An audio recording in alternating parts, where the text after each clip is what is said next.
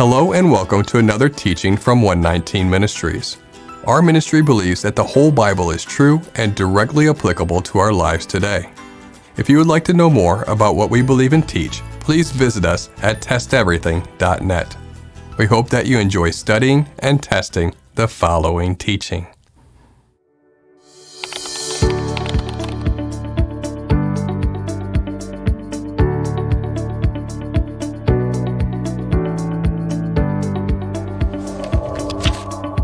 One19 Ministries receives thousands of emails a year, and as you would expect, many of those emails contain questions. Quite often, we repeatedly receive various forms of the same questions. Ideally, we would like to have a teaching available for every question we receive. However, some questions can be answered rather briefly and do not require a regular length teaching to serve as a response. That is the purpose of this teaching series, to offer an easily available vehicle to answer your common questions. In this teaching series, we will read a collection of hand-picked questions that we have received via email. Then, for whatever it is worth, we will offer a brief response, hopefully leading those interested in the right direction to find the answers that they are seeking. So, let's get started. First question. Shalom, just wanted to ask you something. I thought about the prohibition of eating meat of animals who died naturally, and I thought about eggs. If someone takes an alive egg from a hen and then eats it, I think it is lawful. But if we are using eggs from a fridge in a supermarket when a bird usually cannot hatch from it, is it considered a dead egg, and is it unlawful to eat it? I would like it if you would answer in your Answering Your Question series with your thoughts about it. Thank you. Shalom. As you can imagine, we are quite accustomed to receiving similar questions over and over throughout the years. However, occasionally we receive a question that causes us to admire the creativity or insight embedded in a particular question. This question would serve as one of those examples. We have never been asked this question before, and hopefully we can answer it to the satisfaction of most, while also being biblically accurate. The question is basically this. Since we cannot eat animals that died naturally according to the Torah, can we eat an egg in which the contents of the egg have died? This is an interesting question. Let's see if we can reason through this and generate a sound conclusion. First, it is always best practice to consider the verse or verses in question. In this case, it is Leviticus 22, verse 8. He shall not eat what dies of itself or is torn by beasts, and so make himself unclean by it. I am Yahweh.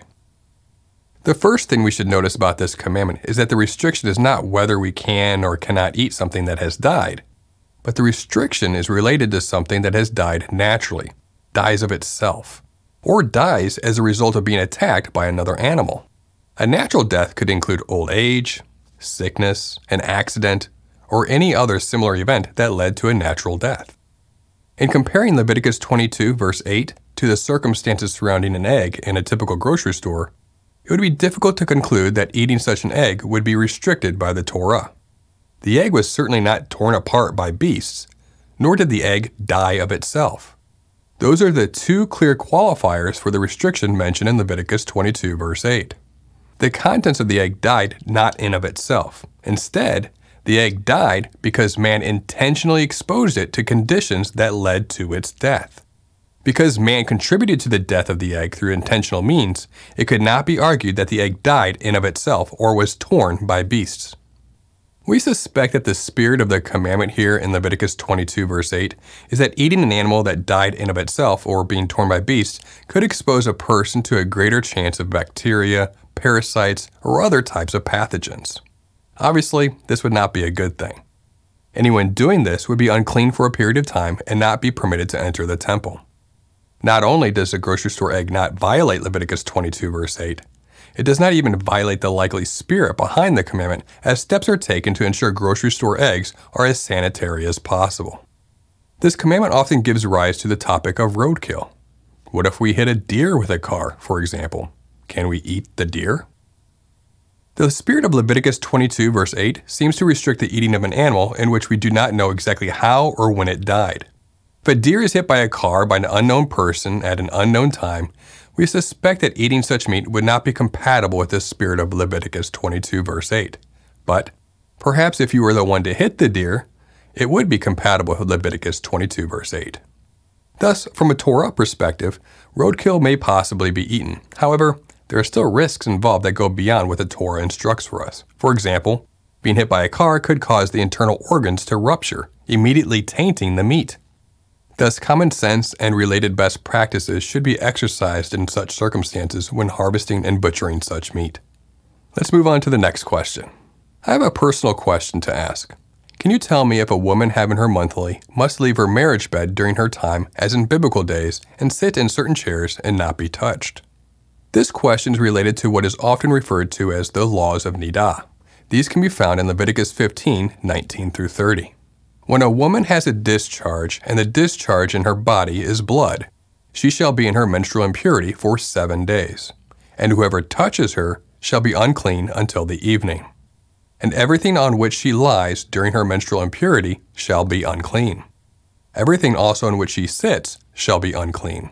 And whoever touches her bed shall wash his clothes and bathe himself in water and be unclean until the evening. And whoever touches anything on which she sits shall wash his clothes and bathe himself in water and be unclean until the evening, whether it is the bed or anything on which she sits. When he touches it, he shall be unclean until the evening. And if any man lies with her, and her menstrual impurity comes upon him, he shall be unclean 7 days, and every bed on which he lies shall be unclean. If a woman has a discharge of blood for many days, not at the time of her menstrual impurity, or if she has a discharge beyond the time of her impurity, all of the days of the discharge she shall continue in uncleanness. As in the days of her impurity she shall be unclean. Every bed on which she lies all the days of her discharge shall be to her as the bed of her impurity. And everything on which she sits shall be unclean, as in the uncleanness of her menstrual impurity. And whoever touches these things shall be unclean, and shall wash his clothes and bathe himself in water and be unclean until the evening. But if she is cleansed of her discharge, she shall count for herself 7 days, and after that she shall be clean. And on the 8th day she shall take 2 turtle doves or 2 pigeons and bring them to the priest, to the entrance of the tent of meeting. And the priest shall use one for a sin offering and the other for a burnt offering. And the priest shall make atonement for her before Yahweh for her unclean discharge. As we can see, a woman who's in her time of menstruation is unclean during that time. In addition, objects that she lays on or sits on can also become unclean, presumably because of the possibility of exposure to blood, and thus cause anyone else laying or sitting on the same objects to also become unclean. The first thing we should note is that a person being unclean is not a sin, but simply a status. An unclean status means a person cannot enter the temple until they are no longer unclean. When the temple existed and temple activity was expected, it was common practice to avoid becoming unclean. Thus, not sleeping in the same bed for a time or sitting in the same chairs as a menstruating wife in an effort to avoid becoming unclean was perhaps likely. In some Jewish doctrines, this practice exists to this day. Today, in the absence of a temple, there is little consequence to becoming unclean. Bathing and the washing of clothes is also something we do regularly, which is part of the process of restoring a biblically clean status. Because of this, most do not entertain such measures of separate beds and chairs during this time, although there is nothing wrong with that should such steps be taken. But what about touching a menstruating woman? Does that make a person unclean? What does touching even mean? Leviticus 15:19b. And whoever touches her shall be unclean until the evening. In this verse, we're not told exactly what touching means.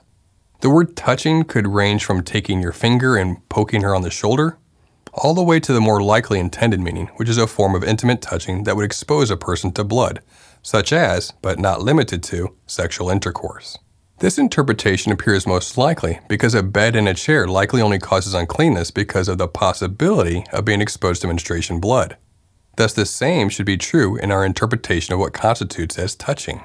In addition to such touching causing uncleanness, we also know that sexual intercourse during this time is expressly forbidden. Leviticus 18:19. You shall not approach a woman to uncover her nakedness while she is in her menstrual uncleanness. Leviticus 20:18. If a man lies with a woman during her menstrual period and uncovers her nakedness, he has made naked her fountain, and she has uncovered the fountain of her blood. Both of them shall be cut off from among their people. In summary, to answer the question, no, it is not necessary today to avoid sitting in the same chairs or sleeping in the same bed. In such cases, we simply become unclean, just as Yeshua did in the touching of a dead body. It is not exactly clear what constitutes as touching, but exposure to blood is likely the intended meaning. If one is exposed to blood, then this would also result in a similar unclean status. In the absence of a temple, being unclean is of no practical effect. In addition, bathing and washing clothes is all that is required to become clean again in the evening. A specific form of touching that is forbidden during the menstruation period is sexual intercourse. The next question requires some context as is referring to a particular teaching of 119 Ministries. In our teaching on Chanoeka in our Moedim series, we mentioned that there are traditional blessings that are often said in celebration of this Jewish holiday. There is nothing wrong with faith-based tradition in of itself. We want to make that clear. However, if a tradition violates the Torah, then we believe that to be a problem. We expect that to be understandable. A traditional blessing over the candles during Chanoeka declares the lighting of the Hanukkah as a commandment from Yahweh. Here is the blessing. Blessed are you, Adonai our God, sovereign of all, who hallows us with mitzvot, commanding us to kindle the Hanukkah lights. However, Yahweh never commanded us to light the Hanukkah lights. Thus, this blessing says something that is not true and in violation of Deuteronomy 4 verse 2, which instructs us to not add to the Torah. Deuteronomy chapter 4. You shall not add to the word that I command you, nor take from it, that you may keep the commandments of Yahweh your God that I command you. That is our position. A question was submitted to us that relies on Deuteronomy 17 to suggest that the blessing related to the Hanukkah candles does not contradict the Torah. Here's what was asked. As far as saying the blessing over the candles is a violation of Torah is not correct. In Judaism, we know and acknowledge it is not a written commandment. However, it is said in honor of the written commandment, Deuteronomy 17. Maimonides discusses this in his Code of Jewish Law and explains that God commands us in the Torah to obey the instructions of the sages of future generations. You shall not divert from that which they teach you, says the verse. This means that when we obey the sages, we are doing God's will. Hence, it is God who sanctified us and commanded us to obey the sages who instituted the lighting of the Hanukkah candles. How would you respond to this? The argument here is that Yahweh commanded us to obey the Jewish sages. So when the sages declare that we are to recite that blessing, then we should obey what the sages tell us to do. And thus we are obeying Yahweh, and the blessing does not violate the Torah. This declaration that we should obey the sages is referring to Deuteronomy 17, verse 11. Maimonides is wrong about what Deuteronomy 17:11 says. Deuteronomy 17:11 says we should obey the outcome or decision of civil court cases of the Levitical priests and judges. A blessing is not the result of a civil court case decision. To say that Deuteronomy 17 verse 11 should include obeying anything a sage instructs, including blessings, is a perversion of the biblical text. Deuteronomy 17 verses 8 through 13. If any case arises requiring decision between one kind of homicide and another, one kind of legal right and another, or one kind of assault and another, any case within your towns that is too difficult for you, then you shall arise and go up to the place that Yahweh your God will choose. And you shall come to the Levitical priest and to the judge who is in office in those days, and you shall consult them, and they shall declare to you the decision. Then you shall do according to what they declare to you from that place that Yahweh will choose. And you shall be careful to do according to all that they direct you, according to the instructions that they give you, and according to the decision they pronounce to you, you shall do. You shall not turn aside from the verdict that they declare to you, either to the right hand or to the left. The man who acts presumptuously by not obeying the priest who stands to minister there before Yahweh your God, or the judge, that man shall die. So you shall purge the evil from Israel, and all the people shall hear and fear and not act presumptuously again. The unfortunate reality is that, in some circles, Deuteronomy 17 becomes a license to violate Deuteronomy chapter 4 verse 2. We believe that Deuteronomy 17 should be kept in its intended context. A Jewish sage or anyone else is not granted the right to add to the Torah. Again, this is not to say that faith-based tradition is wrong. Only tradition that violates the Torah is wrong.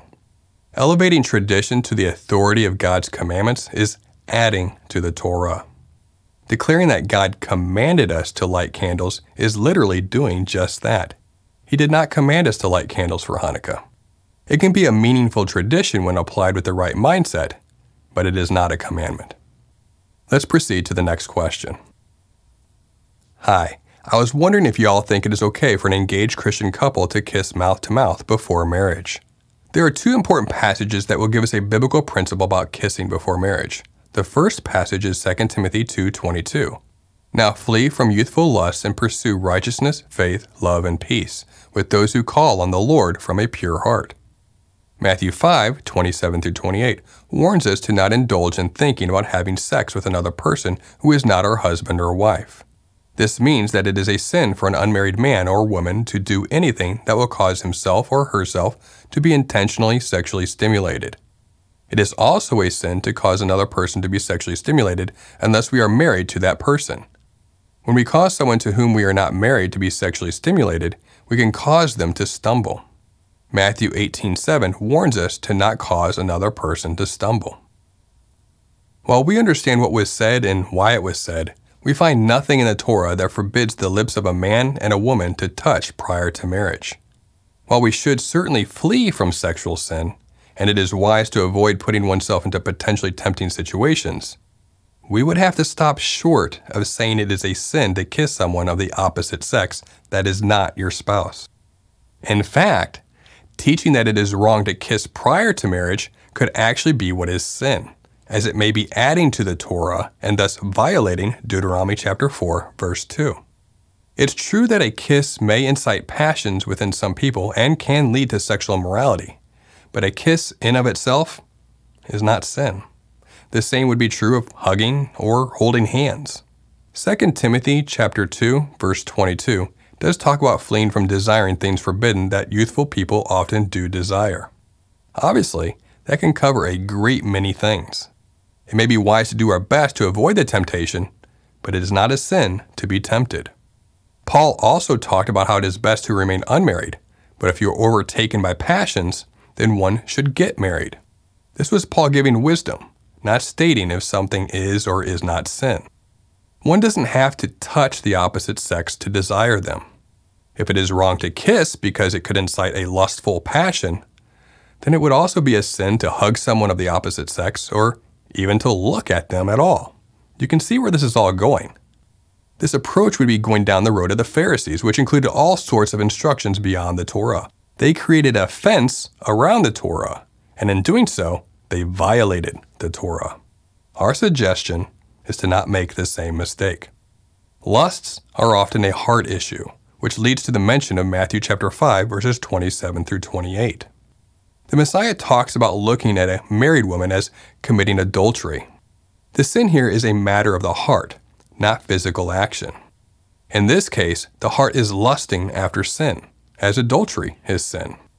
We cannot say that it is a sin for an unmarried man or woman to do anything that will cause himself or herself to be intentionally sexually stimulated. What was the sin here? Was it simply sexual desire? No. Sexual desire in of itself is not a sin. Yeshua declared it wrong to lust after a married woman. Why? Because adultery is wrong. That lust cannot lead to anything good. However, this is different between unmarried persons. Lustful passions between two unmarried persons prior to marriage is what is expected. A couple considering marriage or engaged to be married likely have sexual attraction toward each other, and that is a good thing. There is nothing wrong with that. That attraction is part of leading to marriage, and even children, which is good. The difference in this case, versus lusting after adultery, is that while sexual attraction or lustful passions of the unmarried couple does not necessarily violate the Torah, they cannot act on this sexual attraction in such a way that leads to sexual immorality. Again, Matthew chapter 5, verses 27-28 reveals a problem with a heart issue, not an issue regarding physical sexual stimulation. Simply looking at a woman may stimulate a man, so should men avoid looking at all women? Of course not. In Matthew chapter 5, verses 27-28, Yeshua is addressing a heart issue that is revealing a lusting after something that is sin. Lusting after someone who is unmarried that you want to marry or is committed to marrying is not a sin. What this means in relation to the original question is that not all kissing is related to lusting after sin. It's one thing to give a kiss goodnight. It's another to have a degree of kissing that leads down the road to a sexual encounter.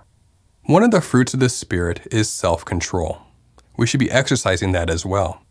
Just like we should also take every thought captive, we need to control our minds. Again, self-control is key. Kissing can indeed lead to sin, and a couple may understandably decide to avoid kissing prior to marriage for that reason. But since not all kissing leads to sin, it would be adding to the Torah to forbid it. For more on this topic, we would recommend our series titled One Flesh by 119 Ministries. That all being said, let's move on to the next question. What prophecy is Matthew chapter 2 verse 23 referring to regarding Jesus being a Nazarene? Some use this to claim error in the New Testament and why we cannot follow it. Thoughts? Matthew cited the Old Testament for messianic prophecy more frequently than any other New Testament author. Usually, when Matthew is citing Old Testament messianic prophecy, he is citing a particular prophet or prophecy and says to fulfill what was said, and thus he is referring to several events. When Matthew refers to several prophecies or prophets, he says that the writings of the prophets might be fulfilled, or the scriptures being fulfilled. Note that the words writings, prophets, and scriptures are all plural. That is important. It is also important to recognize that every time Matthew makes mention of a specific prophetic utterance, he follows it with the word saying, indicating a singular direct quote from the Old Testament. So knowing this, how does Matthew chapter 2 verse 23 read? And he went and lived in a city called Nazareth, so that what was spoken by the prophets might be fulfilled, that he would be called a Nazarene. Notice that the word prophets is plural. Also, Matthew did not use the word saying, so this was not a direct quote from any prophet, despite the usage of quotes in some English translations. Given Matthew's historical pattern of citing fulfilled messianic prophecy, it is most likely that Matthew was not looking at one particular prophecy, but was instead referencing a prophetic theme or common thread that Matthew found in the messianic prophecies. If that is the nature of Matthew's prophetic citation, then what scriptures did Matthew likely have in mind exactly? Do we see a play on words that caught Matthew's eye? A play on words is not uncommon in Jewish biblical interpretation. Is there a messianic theme? The answer? Yes for both. In Matthew chapter 1 verse 23, reference is made to Isaiah chapter 7 verse 14, while in Matthew chapter 4 verses 12 through 16, reference is made to Isaiah chapter 9 verses 1 through 2.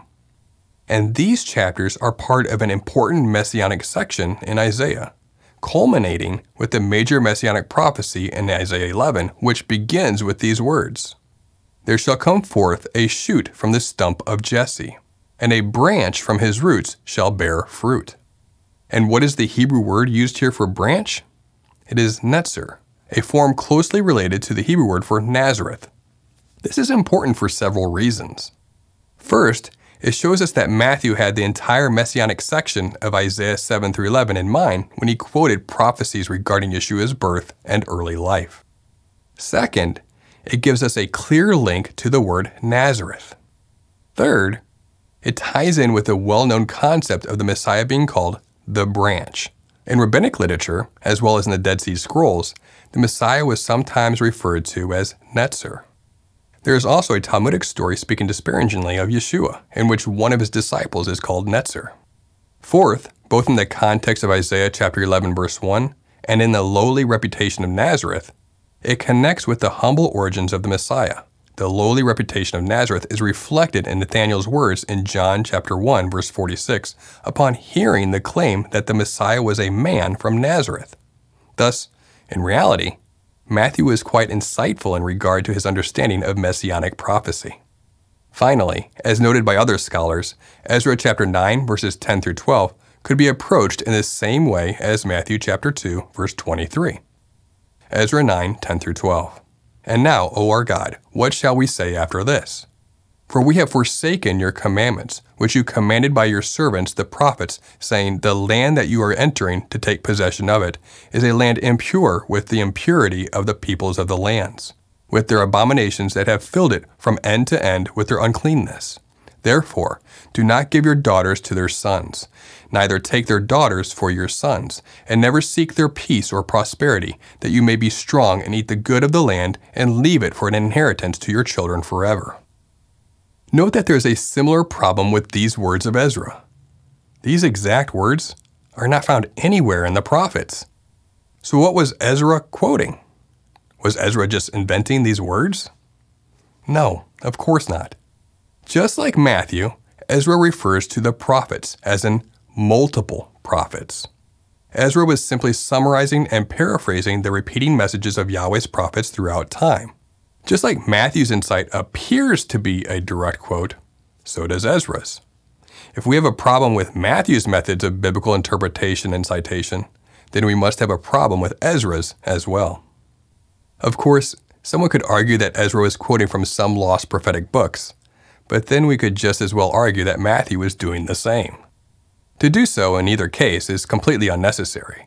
Ezra was just simply restating the consistent message of the prophets in his own words.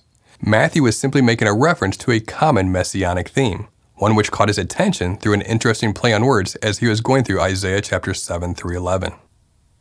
That's all the questions we have for this part of this series. If this series and presentation format interested you, there are many more questions that we'll be covering in subsequent parts of this teaching series. As always, if you have questions for 119 Ministries, please use the Contact Us page offered on our website. And if you do contact us, thank you for your patience as our team works to respond. We pray that you have been blessed by this teaching, and remember, continue to test everything. Shalom.